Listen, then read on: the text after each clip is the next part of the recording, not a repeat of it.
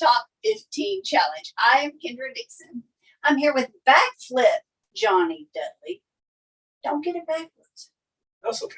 Tell us the story about that. Why is it Backflip Johnny Dudley? Well, probably 22 years ago. I needed a website. I was trying to be a rodeo clown, and I needed a website. And I'm going on there trying to find my website name, and I wanted Backflip Dudley. And for some reason, somebody already had a Backflip Dudley, or somebody already bought Backflip Dudley, and so I bought Backflip Johnny. So Backflip Johnny now instead of Backflip Dudley. That's how it happened. Okay, so we are here with PRCA entertainer Backflip Johnny. How did Backflip come into it?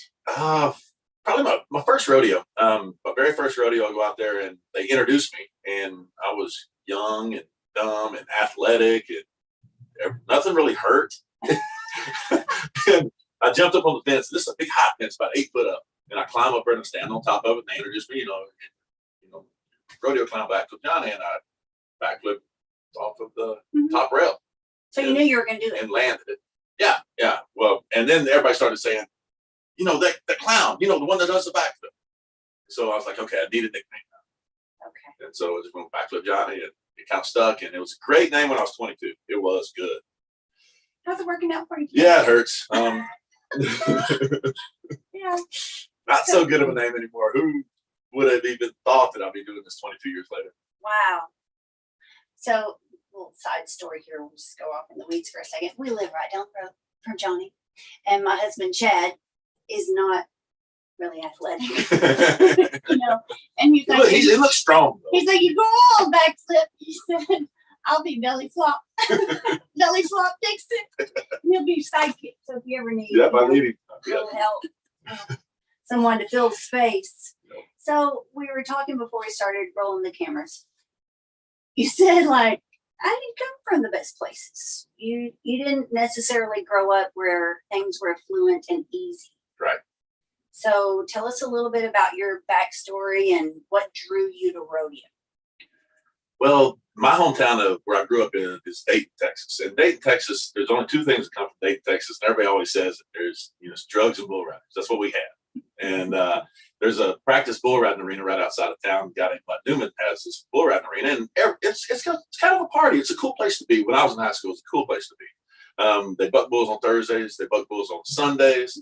And we used to just go out there and watch. And everybody wanted to try to ride a bull, and I tried once. That was enough. So it was like the hangout. And so that's what got me involved in rodeo. I just got interested in it then. But whenever I was graduated high school, there was no money for college or no chance at college. Didn't even know how to apply. And what you do in Dayton, Texas, you become a welder or, work in chemical plants. Mm-hmm. And I didn't want to do any of that. I sit there and watch everybody that lives there do that. And they're all stuck there. So, nothing wrong with being a welder or chemical plants, but that's what's in the area, yeah, right? That's just strong. That's very prevalent. Yeah. Down near the coast, and everybody works in chemical plants. They work shift work, and so you never know when they're working at night or in the day. And I didn't want a shift work job. I wanted to get out of there. So I joined the Marines. I said, "Get me out of here." Okay. So once then 1998, I was in the Marines. I was stationed in Beaufort, South Carolina. A rodeo came to our base, and I got voluntold to go take tickets, because in the Marines, you don't volunteer for anything. You get voluntold to go do something. So they needed somebody to take tickets at the rodeo. So I went and took the tickets. Well, halfway through the rodeo, there's no more tickets being sold or anything. So I got to go watch the rodeo, and I'm watching this rodeo clown. I thought he was cool. I thought he was funny. And I went up to him afterwards. I said, "How do I get to do what you do?" And he kind of gave me a couple pointers. He said, "Actually, I need somebody to help with my clown act tomorrow." Really? And I was like, "Really? All right, sweet. I'll be here." So I went straight to Walmart, bought me some pants and cut them all up, and got me some bandanas and some makeup and put it on my face. And I show up the next day, I'm ready to be a rodeo clown. And the guy's like, "What are you doing?" I was like, "You said I can help." He said, "No, I need help with the clown act. I didn't say you could be the clown." Oh. I was like, "Oh gosh." He's like, "It's okay." He said, "You can wear that." You to be like the water boy. Yeah. Well, and now me being a rodeo clown, I understand it, because I always need somebody to help with like my car you need a sidekick kind of to help. That's free. Mhm. So he ended up letting me help him a little bit. And I got involved. And so when I got out of the Marines, went back to Dayton, Texas, went to the bull riding arena, and I said, I want to be a rodeo clown. I don't want to be a bull rider. And the guy who owns that bull riding arena said, I'm in the Louisiana Rodeo Cowboy Hall of Fame as a clown. So that's what he did. And he said, if you want to be a clown, I have a winter series that I'm starting up next month. And we got 26 weeks in a row. Every Saturday night, I give you $20. I said, I'll be there. So $20 to risk your life for 20, how many weeks in a row? 26 weeks straight. And wow. I went and did that. And somebody saw me there and they said, hey, we need a clown at our rodeo. What do you charge? I was like, what do you pay? And he told me, and I was like, okay, that sounds better than $20. So I did that one. Somebody saw me there. Hey, we want you at our rodeo. Yeah. And just snowballed. And snowball. 22 years later, sitting in Vegas, the one and only came to Dixon. Gold buckle. Yeah. Yeah. Gold buckle's really cool. Yeah. Can we see it? Here, there's a camera here and a camera there. That's a gold buckle. It's fancy. Fancy. 2019, right? 2019. So the story on the gold buckle. It's a good one. Well, I'm so proud of it because the PRCA gives away 10 gold buckles a year. I'm not saying I'm not talking about the WPRA, the barrel racing, and the breakaway. So there's 10 gold buckles a year that get put out, and there's 6 events. So there's your 6 world champions plus your healers. So team ropers get 2. So there's 7 gold buckles. Your 8th gold buckle goes to the all around. Your 9th gold buckle goes to the steer trip. The 10th gold buckle goes to the Coors Man in the Can. So it just blows my head up how somebody like Bob Tallman don't have a gold buckle in it. Isn't that dumb? So I'm really proud of it. You should be. Thank you. Did a lot of backflips with that gold buckle. Yeah. My knees, my ankles, my back, everything hurts. Yeah, you're going to be paying for it. Yeah. You're going to be paying for that buckle. That's right. Yeah. Wow. But we're so thankful that you're still passionate. You actually were at Pendleton. Yeah, you were at Pendleton. How many times have you been at Pendleton? This was my first year there, and they hired me back on a multi-year contract. So I get to go back. What's it like? I've never entered that rodeo. Nothing hurts there.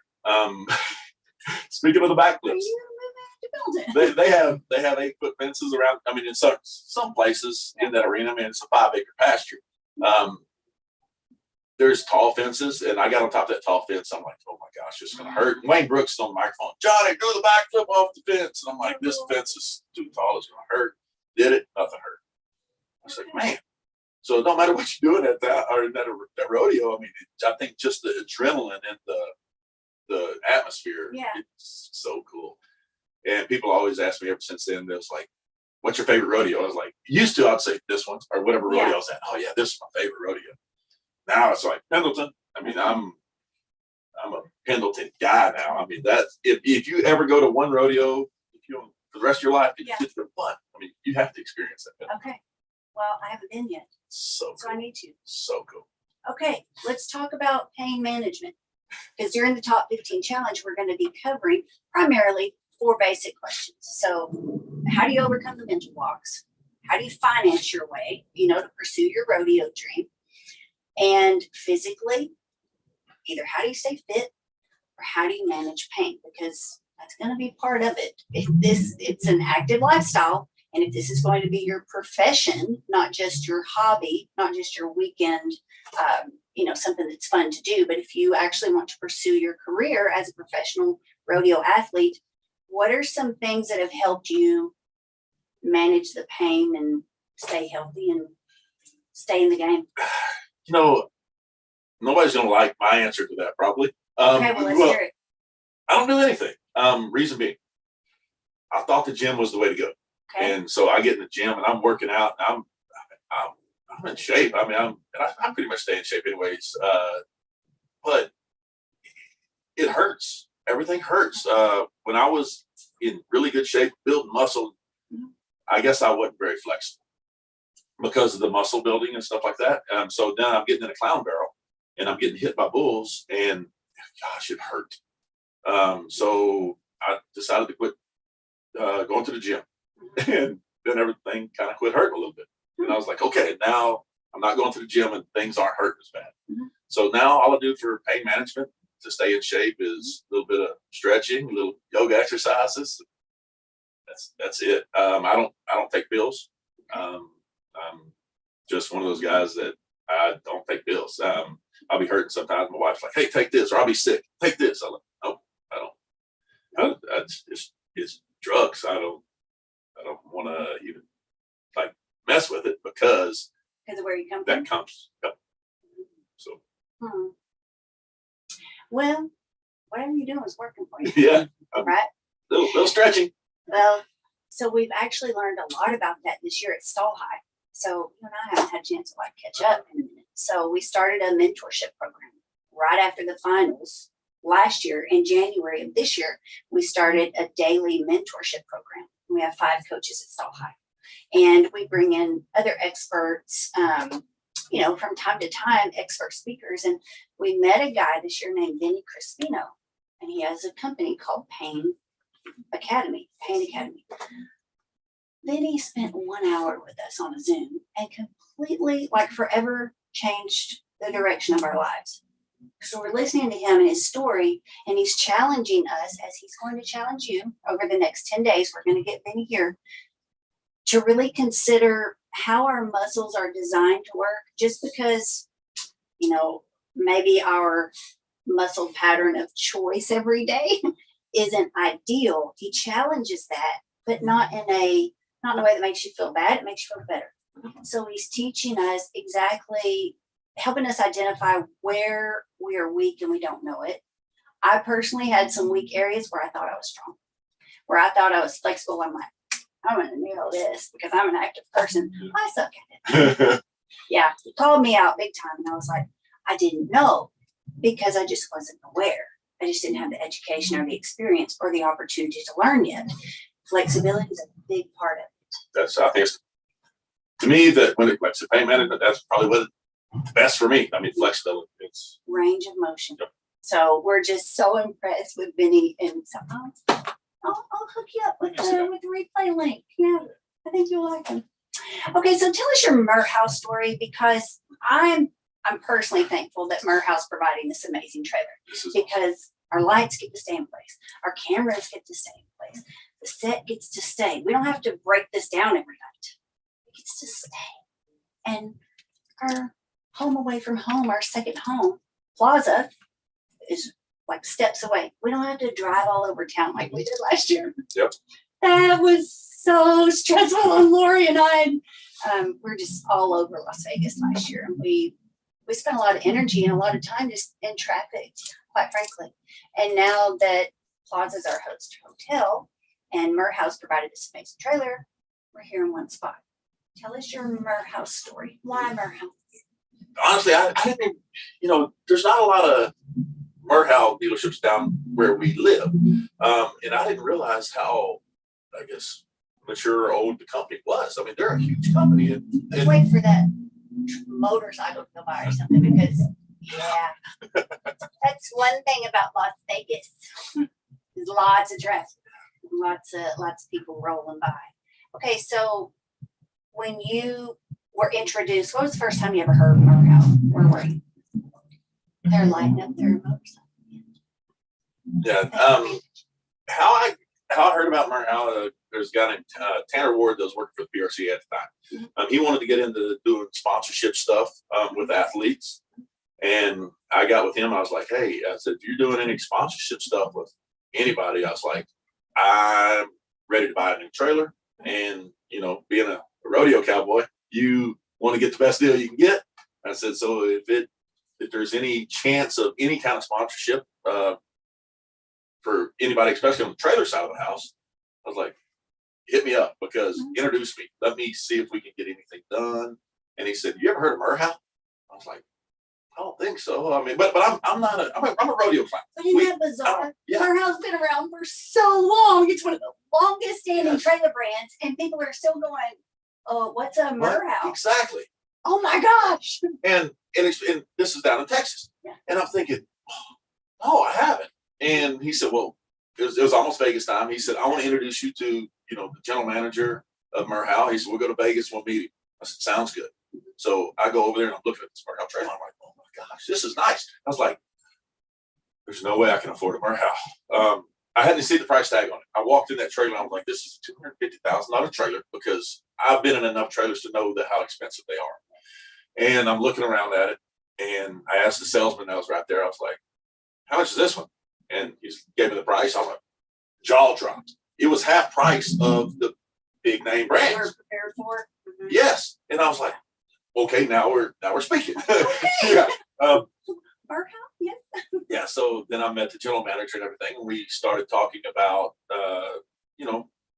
partnership opportunities, advertising opportunities, and we agreed on something. So I was like, I guess I'm getting a Merhow. So before we built mine, he invited me up to the factory. I walk in and everything was perfect in there. Everybody that was working there was happy. I mean, which you're in a factory, I just don't see that as being like a happy job. I mean, from what I've seen on TV, and these guys, I mean, they're happy. They're stopping their work just to meet me and glad that I'm there. And they all knew I was coming. And it was kind of a cool deal. And I saw the passion and the love that they put in their trailers. And I saw how they were built, and they're built nice. I mean, from inside the skin, everything about them, I mean, they're built right. So I was like, okay, this is really cool. And then I booked a rodeo that year that just happened.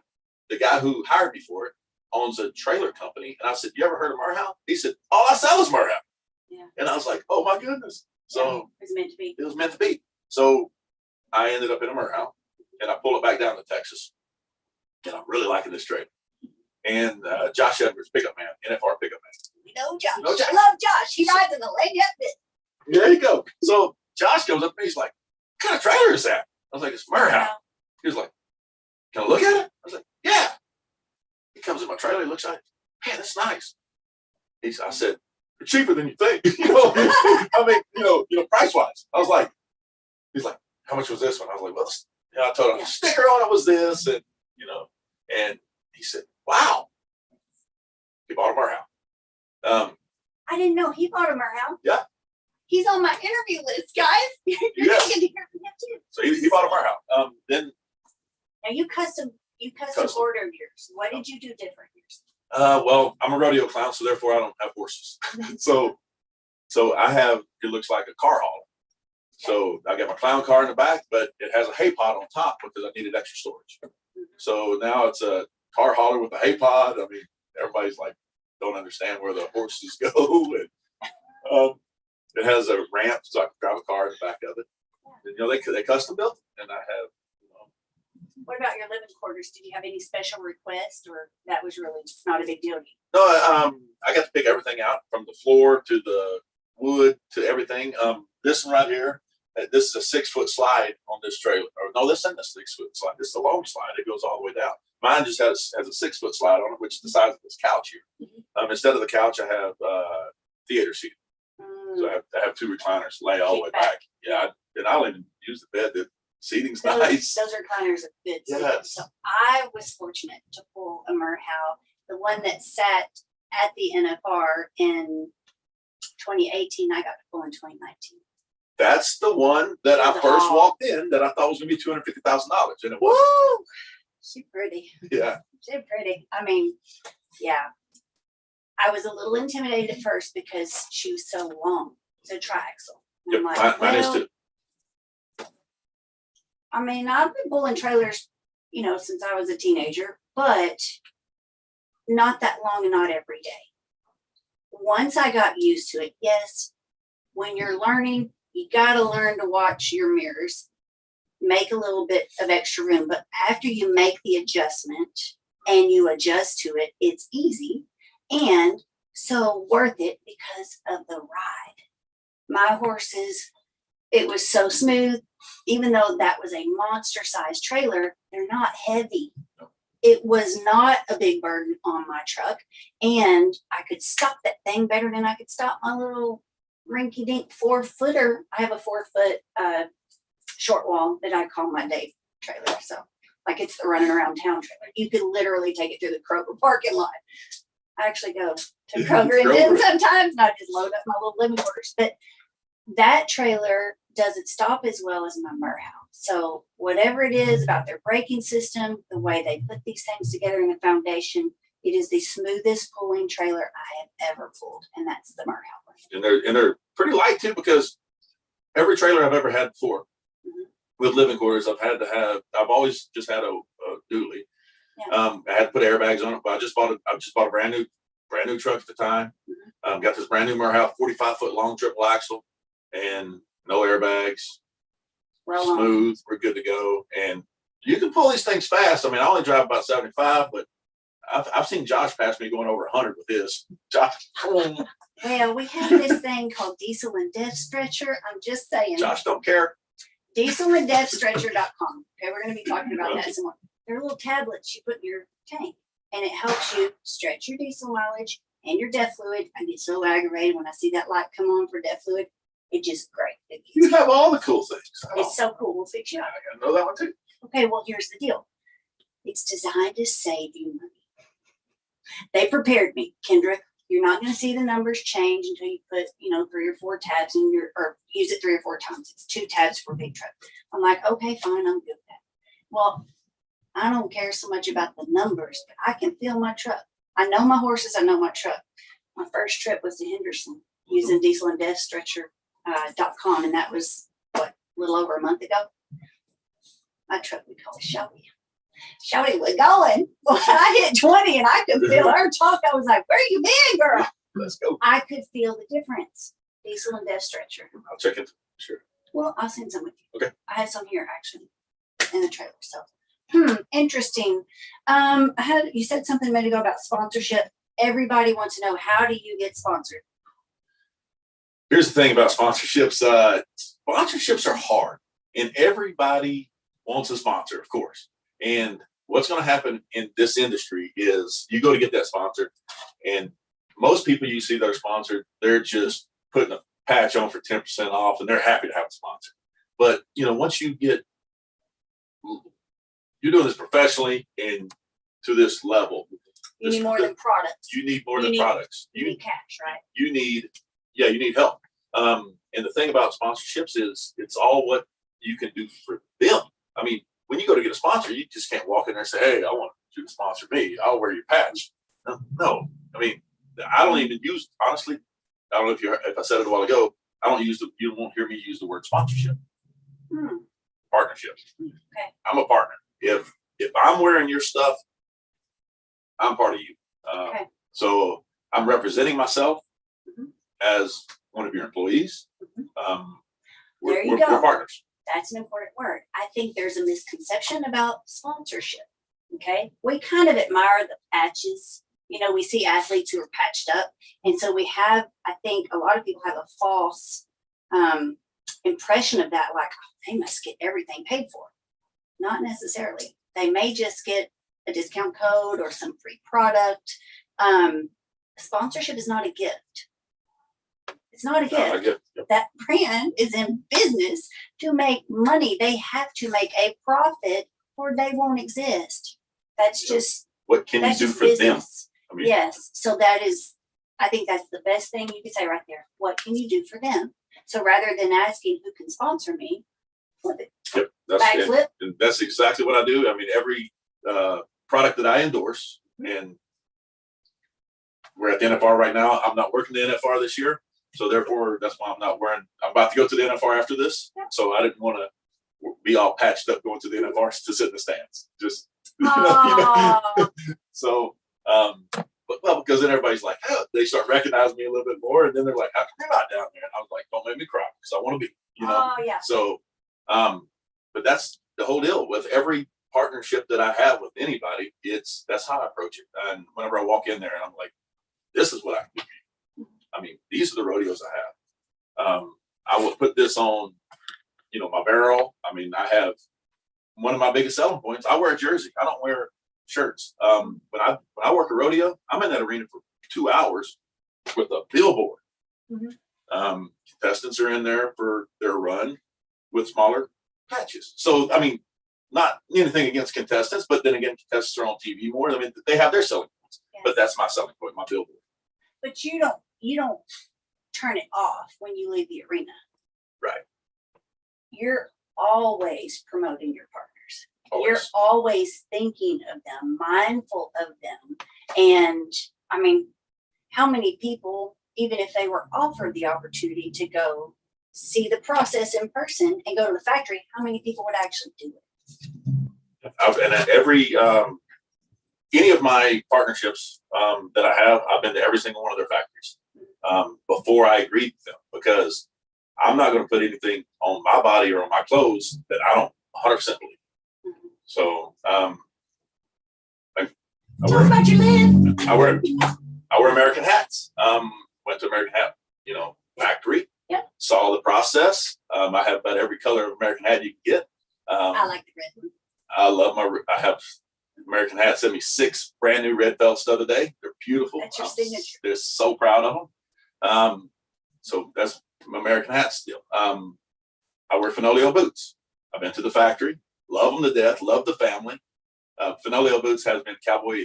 They doing advertisements with me in magazines and stuff now. So the Cowboys and Indians this month, actually, they have a full page ad in there of me. I didn't know that. Yeah, it's so cool. It's the best picture ever. It happened this year in Helena, Montana, where the picture was taken. So I'm in a boot company ad in a magazine wearing tennis shoes, which, irony. But my billboard on my shirt says Fenolio, and it looks beautiful. And they're a great company, and I just love them to death. So that's another one that they're my partners, and I will. Oh, I've been seeing them. They come across my Instagram. Like I'm keeping an eye on them. And the other thing about something that I do, when I believe in something, I'm hardcore with it. I told American Hats the day that we agreed on something, I said, this is a lifetime deal. This is not a 1-year deal. Mm-hmm. So if another hat company approaches me, offers me double the money, whatever it is, nope. I'm an American guy. That's who I am. Well, I have a related question, kind of. related question. We have a question. What you got? Aside from calling it a partnership, what is the biggest advice you have for getting and keeping a partner like that? She is an affiliate with 2 companies and want to maximize what she can do for them and other companies in the future. Loyalty, that is mine. Like I just said about American, same thing with Fenolio boots. I told them from the day that they came on with me, or I went on with them, however you want to put it. I don't want any other boots. For the rest of my life, I want to wear Fenolio boots, and it's not about money. With what they give me, it's not about money. It's loyalty. If they're loyal to me, I'll be loyal to them. Yeah, And they're supporting who you are. yep, You have fought hard to accomplish what you have, to be who you are, and I just think that's awesome to give back, and that's what we are about in the sport, right? This is not really a sport to us. It's not a hobby. It is a lifestyle, and it is more about the relationships, for sure. And one thing that, like my personal American story, is just that Keith Mundy has gone out of his way on multiple occasions, either in person at a booth or on a phone call, even though I know he must be so busy. Like, there's so much going on with that brand. He's taken time to invest in me, to encourage me as a young brand owner. Stall High started in 2020. We're still young. We're still a startup company. It scaled super fast in 20, and now we're an app and we sell horse bits, and now we have not one horse bit, we have 4, and we have a mentorship program and online clinics and training and top 15 challenge and a production company and digital marketing. But I'm so appreciative, and I was like, Keith, this is a big deal. Like, thank you for spending time with me. And he's like, well, you have to, when you have an opportunity to help somebody. And I'm like, but your time is what's so valuable. And the fact that he would give me his time, even if it is a 5-minute phone call, to listen and give me his opinion, which is his expertise, that saves me. And I also want to be loyal to the people who help make this happen, guys. So, Backflip, Johnny, thank you. Glad to be here. Thank you for always, anytime I need something, I text Johnny, Backflip, hey, can you come do a voiceover for me? Yeah, I can probably be there in 45 minutes. And it's the same thing with them. Anytime I need anything, and they'll come over to my house and help me. Except one thing. I know we have to get off here, but there's one thing. Do not invite Kendra, our husband, over for What? Skunk stuff. I am a rodeo clown. I have weird animals. I have a skunk. Chad said no. I invited Chad over one time. I said, Chad, can you come over? Can you take a peek at my skunk? My skunk sprayed him. Hey. Oh my. Yeah, he said, I'll come over for anything else. No more skunk. No more skunks. Yeah. So my mom actually had skunks. That was before I was born though. Yeah. Anyway, side story. Johnny, thank you. And thank you for also anytime there's ever been a need for rodeo for a reason. You've been there. Thank you. You've announced for us. You and I hosted a viewing party. Viewing party, yep. The first year here at the plaza. Yeah, that blew up on all kind of different directions. 2017. Miss Rodeo for a Reason pageant. That's right. Thank you. Thank you so much. Thank you guys for watching Top 15 Challenge. If you haven't upgraded yet, get into the Cactus VIP Backstage Pass. Then you'll have an opportunity to actually get the Zoom link. You'll get to follow along, comment. You can interact, ask questions. We're gonna do this every day of the finals. So for the next 9 days, right? So 10 days total, you have an opportunity to gain world champion wisdom from wherever you're at. It's coming to you live through your device, through your cell phone, because Stall High wants to make it practical. We are all about solving problems specific to mental blocks, pain management, how much faith factors in. So if you feel like you're in a slump, if you feel like you're stuck, if you feel like your learning curve is just turned into a vicious cycle of mistakes and disappointment, you've landed on the right place. Please click into top15challenge.com. And yeah, you got to monetize it. So we want to help you understand how to finance your dream as well. So if you feel like that is your biggest roadblock right now, we're here to help. Sign up today if you're not already signed in, top15challenge.com. I'm Kendra Dixon. You're in the Merhow trailer with Backflip, Johnny, Dudley. Thanks for your time. Love you all. Bye, guys.